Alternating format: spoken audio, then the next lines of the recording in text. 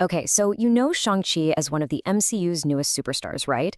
Well, his actual story is a 50-year epic that you probably have no idea about.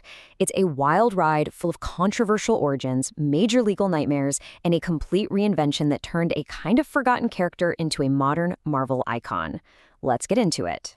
So, if you only know Shang-Chi from the movies, you are missing the most controversial and, honestly, the most fascinating part of his history.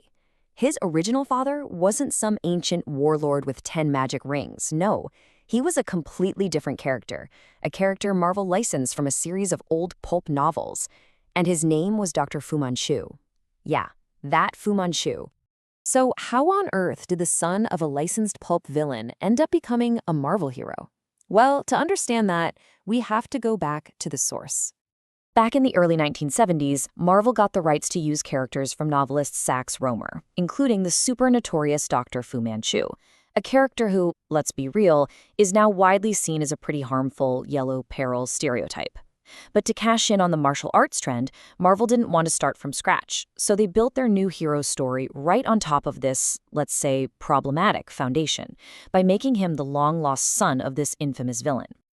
So, you might be asking, why would Marvel do that? The answer is all about the 1970s, a decade that was completely swept up in martial arts mania. It was a massive cultural phenomenon, and Marvel, of course, wanted in. I mean, just look at this timeline. The timing is perfect, isn't it? In '72, the TV show Kung Fu becomes this huge hit. Then, summer of '73, Bruce Lee's Enter the Dragon completely changes action movies forever. Marvel saw what was happening, and they moved fast. By December of that same year, Special Marvel Edition number 15 was on the shelves, and The Master of Kung Fu was born, hitting the scene at the perfect moment to ride that cultural wave. But you know, Shang-Chi was always meant to be more than just a guy who could fight. His creators, Steve Englehart and Jim Starlin, actually chose his name from the I Ching. It means the rising and advancing of the spirit. They really wanted to capture the whole philosophy behind martial arts, not just the action. And as for his look, well, they were directly inspired by the biggest martial arts star on the entire planet, Bruce Lee. And it worked! The comic was a huge hit. Shang-Chi became super popular, and his solo series ran for almost a decade.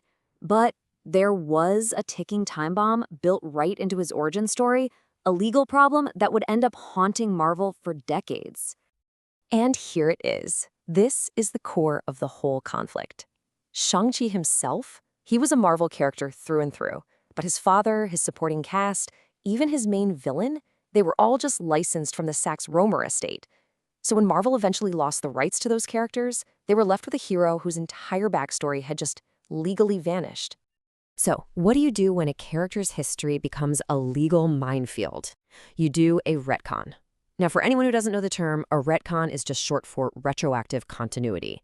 It's when writers go back into a story and change the established facts to fit a new narrative. And in Shang-Chi's case, it would become one of the longest, most complicated retcons in all of Marvel history.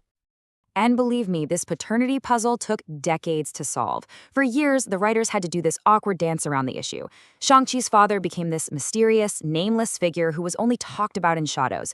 They could hint at him, but they could never, ever say his name. It wasn't until 2010 that Marvel finally gave him a new official identity, Zhang Zhu, an ancient sorcerer. The legal knot was, at long last, untied. But just solving the legal problem was really only step one. The character still didn't have a distinct, modern identity that was free from that whole complicated past. The biggest reinvention of all was still on the horizon, and it wasn't going to be driven by the comics, it was going to be driven by the massive power of Hollywood.